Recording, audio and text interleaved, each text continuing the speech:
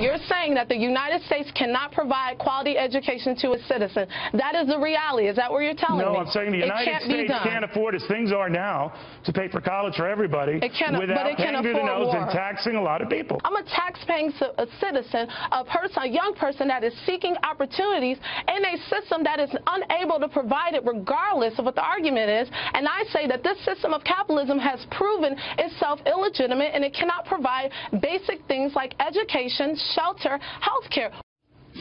All right. That went on for quite a while, 16 minutes or so, and the full interview is on both our Fox News and Fox Business websites. But I wanted to go long, and our producers wanted to go long, because these debates should ensue, and it might be talking past each other, but we don't hear them enough. And I don't think we have to get into the side stories of where she comes from, what she's doing, what my motivation would be, what hers would be. It doesn't matter. Espousing these points of view, where you're coming from, discussing it out in the open, even though it can get heated, is fine. It should be fine. But it did hit an important point, and it is this, which I think is going to be integral to this election: the role of government. Do you want more of it or less of it? It comes down to that.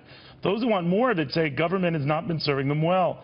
And like this young lady saying that it's really the fault of Democrats as well, including Hillary Clinton, with whom she is not enthused. But when it comes to Bernie Sanders, she is. Let's pick this apart with some millennials. Christi Kunzig, we've got Angela Morabito and Alexandra Smith.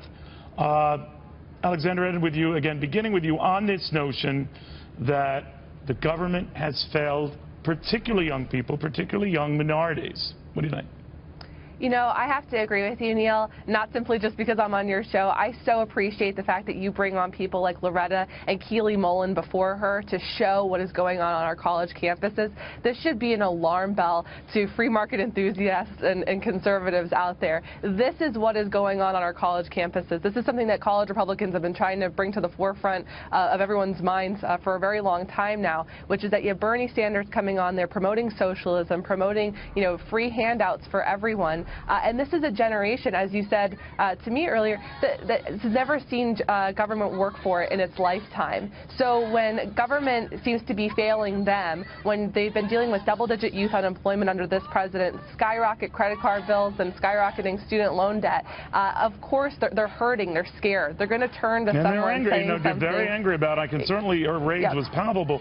Angela, the irony in that argument, though, was that this young woman fed the notion that we need more money for things like college, and we need more money, for a host of other things. When I was just trying to get the point, well, why don't we look at the money that's coming in, because record revenues are coming into Washington now, and how it's spent.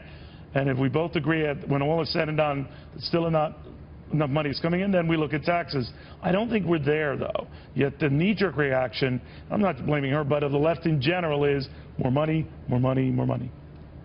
That's right, and I agree with these Million Student March activists, but not for the reason that they would think, or probably that they would like.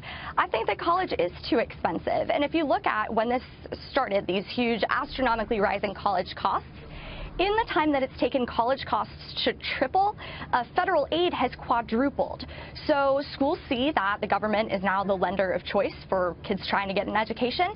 And since it's not banks actually anymore, for the overwhelming majority, they're getting their loans through the federal government, they say, great, thanks. Right, the cost of college is going to go up all the more. Be careful what you wish for. But, Christi, the one issue that comes back here is how Republicans and how traditional politicians have failed people like this young lady, who feel that the government doesn't look after them, or not.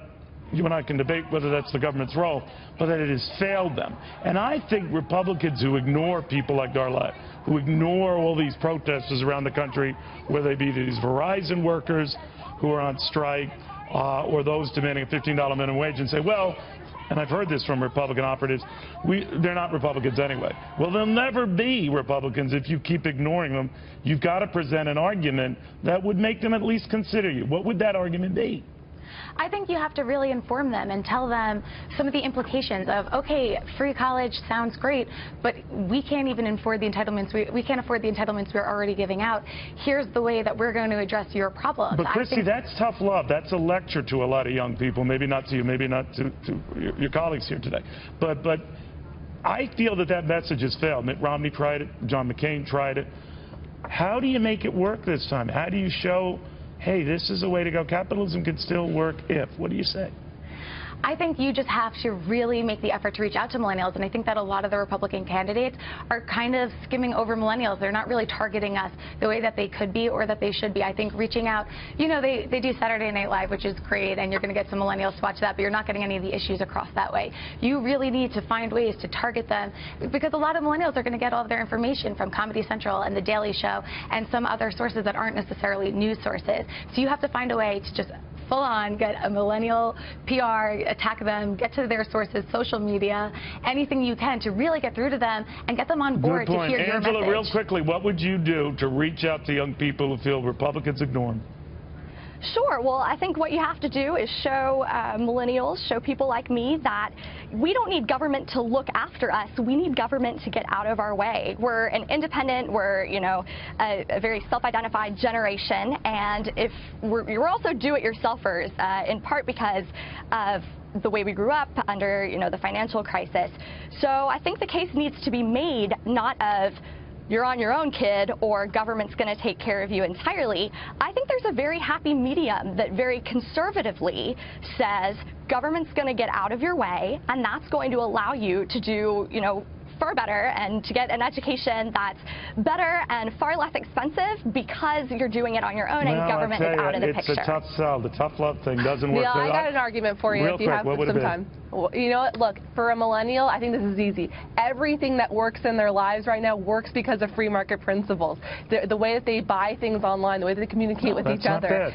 You know, we have to show it to them in their terms. We've been talking too often in the old language and in the old terms. Millennials understand freedom. They live it out every day in their lives. We just have to explain it to them. We have some ideas here. My proposal, like being the old guy on the front porch says, get off my lawn, currently is not working. Ladies, I want to thank you all very, very much.